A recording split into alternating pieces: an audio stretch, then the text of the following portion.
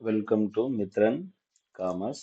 நம்ம இந்த forms of ஆர்கனைசேஷன்ல இருக்கு சோல் ட்ரேடர் பார்த்தோம், பார்ட்னர்ஷிப் பார்த்தோம். அடுத்து என்னன்னா இந்த ஜாயிண்ட் இன்டு ஃபேமிலி அப்படின்வாங்க, இல்லை ஹெச்யூஎஃப் இன்டு அன்டிவைடட் ஃபேமிலி அப்படின்னு சொல்லி நம்ம பார்க்க போகிறோம். பொதுவாக இந்த ஜாயிண்ட் இன்டு ஃபேமிலி அப்படின்னா இந்த ஃபேமிலியாவே பிஸ்னஸ் பண்ணக்கூடியது அப்படின்னு சொல்லி சொல்கிறோம். அதாவது அப்பா மகன் மகனின் மகன் அந்த மாதிரி ஒரு 2-3 ஜென்ரேஷனா ஒரு பிஸ்னஸ் செய்யறது இது ஃபேமிலி பிஸ்னஸா பண்ணுவாங்க. அதை பத்தி தான் நம்ம இதுல பார்க்க போறோம். அதாவது joint Hindu family business runs by a Hindu undivided families அப்படின்னு வரும். இதுல பொதுவா பாத்தீங்கன்னா இந்த family members from the 3 generations, அதாவது ஒரு 3 ஜெனரேஷனா இவங்க ஒரு பிசினஸ் ரன் பண்ணக்கூடியது அந்த மேனேஜ்மெண்ட் பண்றது. இந்த பிசினஸ்ல இந்த ஃபேமிலி மெம்பரை நாம என்ன சொல்றோம்னா கர்த்தா, அதாவது ஹெட் ஆஃப் த ஃபேமிலி கர்த்தா. அந்த பிசினஸ்ல மத்த இருக்கக்கூடிய மெம்பர்ஸ் கோ பர்சனர்ஸ் அப்படின்னு சொல்லி நாம் சொல்றோம். அப்போ ஹெட் ஆஃப் த ஃபேமிலிஸ் அப்படின்னு வரும்போது கர்த்தா, இல்லை ஹெட் ஆஃப் த பிஸ்னஸ் கர்த்தான்றாங்க. அதுல இருக்கக்கூடிய மெம்பர்ஸை கோ பர்சனர்ன்றோம். இதுல 3 ஜென்ரேஷனா பிஸ்னஸ் பண்ணாதான் அவங்க இந்து அன்டிவைடட் ஃபேமிலியில வருவாங்க. அடுத்து இந்த இந்து அன்டிவைடட் ஃபேமிலியில அவங்க மெம்பர் எப்படி சார் வருவாங்க அப்படின்னா பை பர்த், அவங்களுடைய பிறப்பு வச்சு அவங்க வந்துருவாங்க. இதுல there is no restriction any members. இதுல அதாவது ஏதாவது மைனர் மெம்பர் ஆகலாமா ஆகக்கூடாதா அப்படின்னு எல்லாம் கிடையாது. Minor become a member of the business அப்படின்னு வருது. இதுல தயபாகா சிஸ்டம், மித்தாக்ஷரா சிஸ்டம் அப்படின்னு சொல்லி 2 சொல்றாங்க. சரி, இந்த தயபாகா சிஸ்டம் அப்படின்னு வரும்போது இந்த இந்து அன்டிவைடட் ஃபேமிலியில both male and female become a member அப்படின்னு வராங்க. அதுல அவங்க என்ன பண்றாங்க, மெம்பரா வரலாம். ஆனா நமக்கு இந்த மித்தாக்ஷரா சிஸ்டம் இதுல ஒன்லி மேல் மெம்பர் தான் என்ன பண்ண முடியும், அதுல கோ பர்சனரா இருக்க முடியும். இந்த தயபாகா சிஸ்டம் இன்னைக்கும் நடைமுறையில் இருக்குது. வெஸ்ட் பெங்கால் அந்த இடத்துல இந்த மித்தாக்ஷரா சிஸ்டம் நம்ம ஃபாலோ பண்றோம் அப்படின்னு சொல்லி சொல்றாங்க. அடுத்து இந்த கேரக்டரிஸ்டிக்ஸ் ஆஃப் ஹெச்யூஎஃப் அப்படின்னு வரும்போது formation, management, profit sharing, liability, continuity. பொதுவாக இந்த ஃபார்மேஷன் வரும்போது பார்த்தீங்கன்னா based on into undivided family பிரகாரம் பண்றோம். இதுல அட்லீஸ்ட் 2 மெம்பர்ஸ் இருக்கிறாங்க. இந்த ஆன்சிலரி ப்ராப்பர்ட்டினா முன்னோர்களுடைய சொத்து வச்சு நம்ம பண்ணக்கூடியது. அப்போ இந்த நம்பர் ஆஃப் மெம்பர்ஸ் அப்படின்னு வரும்போது நமக்கு சோல் ட்ரேடர்ல ஒருத்தர், பார்ட்னர்ஷிப்ல 2 பேரு, அதே போல இன்டு அன்டிவைடட் ஃபேமிலியில் அட்லீஸ்ட் 2 மெம்பர்ஸ் இருக்கணும். அடுத்து மேனேஜ்மெண்ட் அப்படின்னு வரும்போது பொதுவாகவே இதுல ஹெல்டர் கர்த்தா அப்படின்னு சொல்றோம். அந்த கர்த்தா தான் எல்லாம் மேனேஜ்மெண்ட் பண்ணுவாங்க. மற்ற மெம்பர்ஸ் வித் நோ இன்டர்ஃபியரன்ஸ் அப்படின்னு வருது. அடுத்து ப்ராஃபிட் ஷேரிங் அப்படின்னு வரும்போது சார் பொதுவா ப்ராஃபிட் ஷேரிங் அப்படின்னு வரும்போது ஈக்குவலி அவங்க என்ன பண்ணுவாங்க, பொதுவாக ஈக்குவலாவே ப்ராஃபிட் ஷேர் பண்ணுவாங்க. ஆனா லைபிலிட்டிஸ் அப்படின்னு வரும்போது இவங்க கர்த்தா ஆஸ் ஏ அன்லிமிட்டெட் லைபிலிட்டிஸ், கோ பர்சனர், அதாவது மெம்பர்ஸ் எல்லாமே என்னன்னா நமக்கு லிமிட்டெட் லைபிலிட்டிஸ். இப்ப நம்ம பார்ட்னர்ஷிப்போ இல்லை சோல் ட்ரேடர்லயோ அவங்களுடைய லைபிலிட்டிஸ் அன்லிமிட்டட்னு சொல்லி பார்த்தோம். இதுவே இன்டு அன்டிவைடட் ஃபேமிலியில கர்த்தாவனுடைய லைபிலிட்டிஸ் மட்டும்தான் நமக்கு அன்லிமிட்டடு. கோ பர்சனர் அதாவது மெம்பருடைய லைபிலிட்டிஸ் லிமிட்டட் அப்படின்னு வராங்க.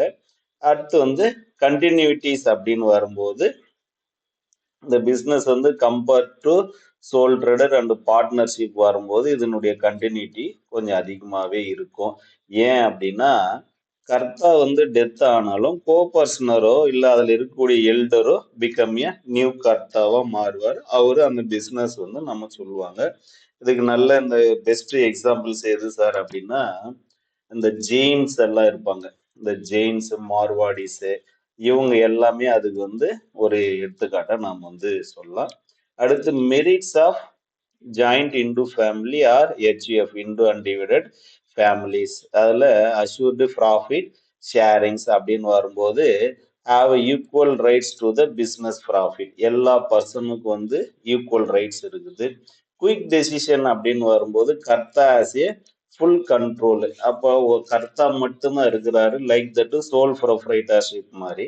அடுத்து வந்து நாலேஜ் ஷேரிங்ஸ் அப்படின்னு வரும்போது அதுல இருக்கக்கூடிய யங் மெம்பரோ இல்ல அதுல இருக்கக்கூடிய மெம்பர்ஸோ கோ பர்சனரோ அவங்க என்ன பண்ணுவாங்க, அவங்களுடைய எக்ஸ்பீரியன்ஸோ நாலேஜோ வந்து ஷேர் பண்ணிப்பாங்க. அதுதான் வந்து ரொம்ப முக்கியம். அடுத்து வந்து லிமிட்டெட் லைபிலிட்டிஸ் அப்படின்னு வரும்போது co-partner are not personally liable for debt beyond the shares அப்படின்னு வரும்போது அவங்களுடைய ஷேரை தவிர்த்துட்டு அவங்க எந்த ஒரு பொறுப்புமே அவங்களுக்கு வராது. ஒண்ணு. அடுத்து கண்டினியூடு எக்ஸிஸ்டன்ஸ். இதுல வரும்போது என்னன்னா இந்த பிசினஸ் வந்து டஸ் நாட் அஃபெக்ட், ஏன்னா இது ஹேவ் ஏ பிசினஸ் என்டிட்டின்னு கூட சொல்லலாம். அந்த டெத் ஆஃப் கோ பர்சனர் வந்து does not affect the business. ஏன்னா அடுத்து இருக்கக்கூடிய மெம்பரோ இல்ல அடுத்து இருக்கக்கூடிய எல்டர்ஸோ வந்து பிகம் ஏ நெக்ஸ்ட் கர்த்தா. அடுத்து லிமிட்டேஷன் ஆஃப் ஹெச்எஃப், அதாவது ஜாயிண்ட் இன்டு ஃபேமிலி. இதுல வந்து லிமிட்டெட் ரிசோர்சஸ் அப்படின்னு வரும்போது பாத்தீங்கன்னா இதுல வந்து மேனேஜரியல் ரிசோர்சஸோ ரெஸ்ட்ரிக்டட் ஸ்கேல் ஆஃப் பிசினஸ், அவங்க ஒரு சில ரிசோர்சஸ் மட்டும்தான் இருக்கும். பிளஸ் அதனுடைய ரெஸ்ட்ரிக்டட் ஸ்கேல் ஆஃப் பிசினஸ், ஒரு சில பிசினஸ் மட்டும்தான் அவங்களால பண்ண முடியும். அடுத்து வந்து லேக் ஆஃப் மோட்டிவேஷன் அப்படின்னு வரும்போது இப்போ ஒரு சில டைம்ல வந்து இந்த கோ பர்சனர் கேனாட் மோட்டிவேட் டு த கர்த்தா. அவரு தான் இருக்கிறாரு, அவர் பார்த்துப்பாரு, அவரு தான் எல்லாம் பண்ணிப்பாரு.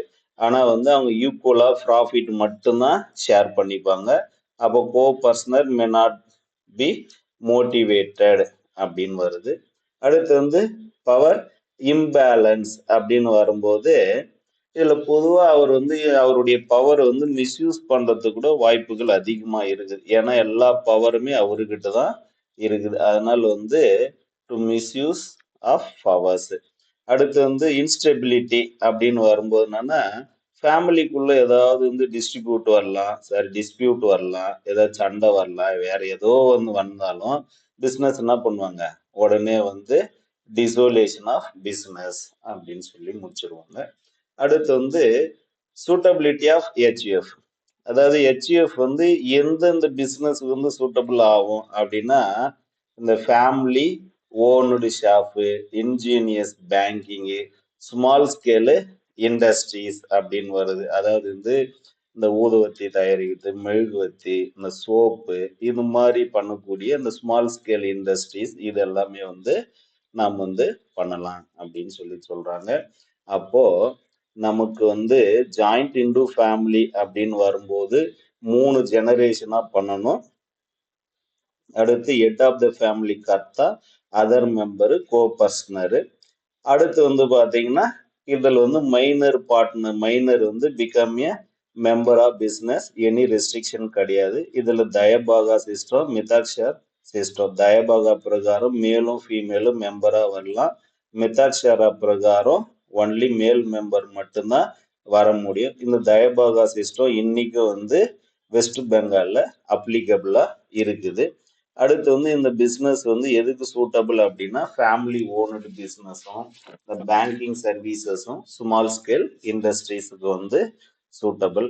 அடுத்து என்னன்னா நமக்கு கோஆபரேட்டிவ் சொசைட்டிஸ் அப்படின்னு வரும்போது இந்த கோஆபரேட்டிவ் சொசைட்டின்ற வார்த்தை வந்து நமக்கு இந்த லத்தீன் வேர்ட்ல இருந்து வந்தது கோ ஆப்ரனரி அப்படின்னு வருது.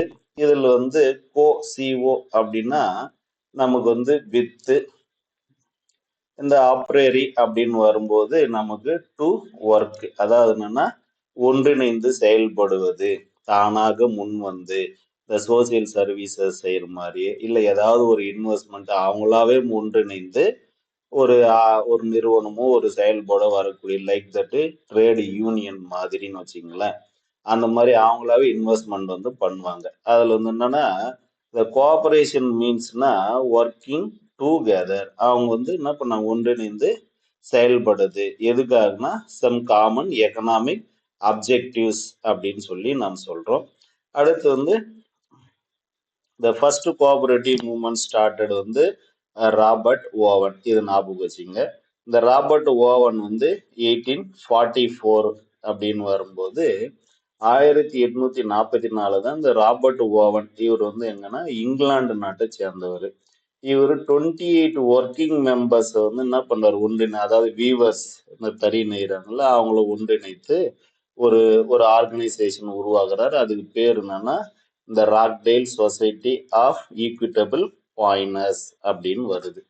அப்போ இந்த கோஆபரேட்டிவ் சொசைட்டியை உருவாக்குனது ராபர்ட் ஓவன்.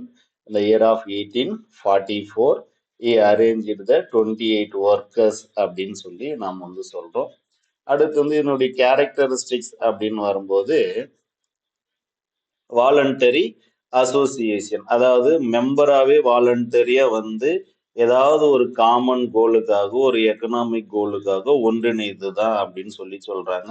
அதனால்தான் வந்து இது வாலண்டரி அண்டு காமன் எக்கனாமிக் கோல். அடுத்து ஓப்பன் மெம்பர்ஷிப் அப்படின்னு வரும்போது யார் வேணாலும் இதுல வந்து மெம்பரா ஆகலாம். அடுத்து வந்து ரிஜிஸ்ட்ரேஷன் அப்படின்னு வரும்போது இந்த கோஆபரேட்டிவ் சொசைட்டிஸ் ஆக்ட் 1912 அப்படின்ற அந்த ஆக்ட் பிரகாரம் இது ரிஜிஸ்ட்ரேஷன் பண்ணணும். அடுத்து டெமோக்ராட்டிக் கண்ட்ரோல் அப்படின்னு வரும்போது என்னன்னா எல்லா மெம்பருக்குமே ஈக்குவல் ரைட்ஸ், எல்லா மெம்பருக்குமே ஈக்குவல் ஓட்டு, அதே போல ரிகார்ட்லெஸ் த கேபிட்டல் இன்வெஸ்ட்மெண்ட் அப்படின்னு வரும்போது டெமோக்ராட்டிக் கண்ட்ரோல், ஈக்குவல் ஓட்டு, அதே போல கேபிட்டல்ஸ். சர்வீஸ் மோட்டிவ்ஸ் அப்படின்னு வரும்போது ஆக்சுவலா வந்து கோஆபரேட்டிவ் சொசைட்டி பொறுத்த வரைக்கும் என்னன்னா சர்வீசஸ் மோட்டிவ்ஸ் தான். அவங்க வந்து need to generate profit, need not to generate ப்ராஃபிட்டுக்காக அவங்க ஒர்க் பண்ண மாட்டாங்க. அடுத்து ரொட்டீன் ஆன் இன்வெஸ்ட்மெண்ட் அப்படின்னு வரும்போது members earn dividend based on their capital contributions. அவங்க எவ்வளோ கேபிட்டல் கான்ட்ரிபியூஷன் பண்றாங்களோ அதுக்கு ஏற்ற மாதிரி அவங்களுக்கு வந்து டிவிடெண்டா தருவாங்க. அடுத்து வந்து the types of cooperative societies. இதுல மொத்தம் வந்து ஒரு 5 வகையான டைப்ஸ் ஆஃப் கோஆபரேட்டிவ் சொசைட்டிஸ் இருக்குது. எல்லாமே அது நேம்லயே தான் இருக்கும். மேக்சிமம் லோ ப்ரைஸுக்காகவும் அவங்க ப்ரொடெக்ட் பண்றதுக்காகவும் மட்டும்தான் இருக்கும். பிளஸ் லோனு, அந்த சப்சிடிஸ் ஏதோ ஒன்று கொடுக்கறதுக்காக இருக்கும். அதில் பாருங்க கன்சியூமர் கோஆபரேட்டிவ் சொசைட்டிஸ், அதாவது வந்து கன்சியூமர் கோஆபரேட்டிவ் சொசைட்டிஸ் எதுக்காக பண்றாங்கன்னா தரமான பொருளாக இருக்கணும், பிளஸ் விலை குறைவாக இருக்கணும். அதுக்காக ஒரு சொசைட்டிஸ் அது வந்து ஒரு ஒன்றிணைது அப்படின்னு சொல்லி நாம வந்து சொல்றாங்க. அதுலதான் என்னன்னு பாத்தீங்கன்னா பாருங்க goods of high quality at reasonable price. இந்த ஒரு காரணத்துக்காக தான் அந்த கன்சியூமர் கோஆபரேட்டிவ் சொசைட்டிஸ் வந்து கிரியேட் பண்றது. பிளஸ் அவங்கள வந்து ப்ரொடெக்ட் பண்ணிக்கிறதுக்காக இந்த கன்சியூமர் ப்ரொடெக்ஷன் ஆக்ட் 1986 இருப்பார், அது போல. அடுத்து ப்ரொடியூசர் கோஆபரேட்டிவ் சொசைட்டிஸ் அப்படின்னு வரும்போது இப்போ இதுல ப்ரொடியூசர் அப்படின்னு வரும்போது லார்ஜ் ஸ்கேல் ப்ரொடியூசரும் இருப்பாங்க, ஸ்மால் ஸ்கேல் ப்ரொடியூசரும் இருப்பாங்க. அப்போ இந்த லார்ஜ் ஸ்கேல் ப்ரொடியூசர் என்ன பண்ணணும்னா ஸ்மால் ஸ்கேல் ப்ரொடியூசரை ப்ரொடெக்ட் பண்ணுவாங்க. அதுக்காக தான் இந்த சின்ன சின்ன ப்ரொடியூசர் எல்லாம் ஒன்றிணைது. அதில் பாருங்க protect to the interest of small producer by artisan by making availables. அதுல என்னன்னா இந்த like raw material, tool, equipments, இது எல்லாமே வந்து அவங்க ஷேர் பண்ணிக்கிறதுக்காக. அப்போ ஸ்மால் ப்ரொடியூசர் எல்லாம் ஒன்றிணைது. அடுத்து மார்க்கெட்டிங் கோஆபரேட்டிவ் சொசைட்டிஸ் அப்படின்னு வரும்போது இப்போ மார்க்கெட்ல ஏதாவது வந்து ஒரு ஒரு ப்ராப்ளம்ஸ் இருக்குது, அந்த ஸ்மால் ப்ரொடியூசர் இருக்கிறாங்க, இவங்க எல்லாம் வந்து ஒன்றிணைது. இதுல வந்து பாத்தீங்கன்னா to solve the problem marketings. இதுல small producer join and to form making cooperative societies. அதாவது வந்து சின்ன சின்ன ப்ரொடியூசர் இருக்கிறாங்க. இப்போ பொதுவா வந்து பாத்தீங்கன்னா இந்தியாவில் வந்து நம்பர் 1 யாருன்னா டாடா. சார் இந்த டாடா கார் வந்து அவர் வந்து ஒரு ஒரு மிகப்பெரிய ப்ரொடியூசர். இவரு இந்த ப்ரொடியூசர் ஆப்பனண்ட் யாரு அப்படின்னா மற்ற காருங்க சின்ன சின்ன மேனுஃபேக்சரர் இவங்க எல்லாம் வந்து ஒன்றிணைது. அடுத்து வந்து ஹவுசிங் கோஆபரேட்டிவ் சொசைட்டிஸ் அப்படின்னு வரும்போது என்னன்னா இந்த கோஆபரேட்டிவ் சொசைட்டில வந்து யாரெல்லாம் மெம்பராக இருக்கிறாங்களோ அவங்களுக்கு வந்து என்னன்னா ஏதாவது வந்து அர்பன் ஏரியாவிலையோ இல்லை சிட்டி ஏரியாவிலையோ வில்லேஜ்லயோ எங்கேயோ ஒன்று அவங்கள பாதுகாக்கிறது அப்படின்னு சொல்லி நம்ம சொல்றோம். அடுத்து வந்து ஃபார்மிங் கோஆபரேட்டிவ் சொசைட்டிஸ், அதாவது என்னன்னா இந்த சின்ன சின்ன ஃபார்மர்ஸ் இவங்கெல்லாம் இதுல வந்து farmers together benefit the large scale farming ஒன்று. அடுத்து கிரெடிட் கோஆபரேட்டிவ் சொசைட்டிஸ் அப்படின்னு வரும்போது இதுல person who are needed of credit, இது என்னன்னா யாருக்கோ கடன் தேவைப்படுது அந்த மாதிரி அவங்களுக்கு லோன் கொடுக்கறது, அது பெனிஃபிட் அவங்க வந்து அடைவாங்க. அடுத்து வந்து என்னன்னா இந்த கோஆபரேட்டிவ் சொசைட்டிஸ் வந்து best suited for small and medium size அப்படின்னு சொல்லி நாம் வந்து சொல்றோம். அடுத்து வந்து இந்த சூட்டபிள் ஆஃப் கோஆபரேட்டிவ் சொசைட்டிஸ், இந்த கோஆபரேட்டிவ் சொசைட்டிஸ் வந்து எதுக்கு வந்து யூஸ் ஆகுது அப்படின்னா பொதுவாக வந்து இந்த கோஆபரேட்டிவ் சொசைட்டி பிஸ்னஸ் வந்து ஃபினான்சியலி நாட் ஸ்ட்ராங்கடு பர்சன் டுகெதர்ஸ், அதாவது பொதுவாக அவங்க பணம் சம்பந்தமான விஷயத்துல ஸ்ட்ராங்கா இருக்க மாட்டாங்க. அதனால பல்வேறுபட்ட நபர்கள் வந்து வாலண்டரியாவே வந்து ஒரு அசோசியேஷனோ ஒரு சொசைட்டியோ உருவாக்குறது தான் வந்து இந்த கோஆபரேட்டிவ் சொசைட்டிஸ். இது வந்து எந்தெந்த பிஸ்னஸுக்கு வந்து யூஸ்ஃபுல்லா இருக்கும் அப்படின்னா பில்டிய ரெசிடென்சியல் ஹவுஸ் வீடு கட்டுறதுக்காகவும், மார்க்கெட்டிங் ப்ராடக்ட்டுக்காகவும், ப்ரொவைட் லோன்ஸ் அண்டு அட்வான்ஸுக்காகும். எந்தெந்த பிஸ்னஸ்க்கு அப்படின்னா small and medium business of operations, இதுக்காக தான் நாம் வந்து பார்க்குறோம். அப்போ இந்த கோஆபரேட்டிவ் சொசைட்டிஸ் அப்படின்னு வரும்போது இதுல இந்த ராபர்ட் ஓவன்றவர் இங்கிலாந்து 844 28 வீவர்ஸ் வச்சு ஒரு அசோசியேஷன் ஒரு சொசைட்டி உருவாக்குற, அதுக்கு பேர் ராக்டேல் சொசைட்டி ஆஃப் ஈக்விட்டபிள் பாயினர். இது வந்து ரிஜிஸ்ட்ரேஷன் பண்றது வந்து கட்டாயம் பண்ணணும். இதுல கோஆபரேட்டிவ் சொசைட்டிஸ் ஆக்ட் 1912 பிரகாரம் இந்த டைப்ஸ் ஆஃப் கோஆபரேட்டிவ்ல ஒவ்வொன்றுத்துக்கும் ஒவ்வொரு அப்ஜெக்டிவ்ஸ், ஒன்றும் ப்ரொடெக்ட் பண்றதுக்காகவும் ரீசனபிள் ப்ரைஸுக்காகவும் அவங்களுக்குள்ள எக்ஸ்சேஞ்ச் பண்றதுக்காகவும் வருது. இது எதுக்கெல்லாம் வந்து சூட்டபிள்னா ரெசிடென்சியல் ஹவுஸுக்காகவும், மார்க்கெட்டிங் த ப்ராடக்ட்டுக்காகவும், லோன்ஸ் அண்ட் அட்வான்ஸ் ப்ரொவைட் பண்றதுக்காகவும், எது small and medium size of business ஆப்ரேஷனுக்காக. தேங்க்யூ. அந்த இதுல வந்து உங்களுக்கு ஒரு லிங்க் ஒன்று ஆட் பண்ணியிருக்கு, வாட்ஸ்அப் லிங்க், அதில் ஜாயின் பண்ணிங்க. உங்களுக்கு தேவையான மெட்டீரியல் நான் அதில் கொடுக்குறேன். மேக்சிமம் தமிழ்லையும் கொடுக்குது, நான் ட்ரை பண்ணுறேன். அடுத்து இந்த வீடியோ வந்து லைக் பண்ணுங்க, ஷேர் பண்ணுங்க. முக்கியமான விஷயம் கமெண்ட் பண்ணுங்க. ஏதாவது நெகட்டிவ் தாட் இருக்குது, இல்லை ஏதாவது மிஸ்டேக்ஸ் இருக்குது, இல்லை இன்னும் கொஞ்சம் இன்ஃபர்மேஷன் ஆட் பண்ணலாம் அந்த மாதிரினா கொஞ்சம் சொல்லுங்க. தேங்க்யூ.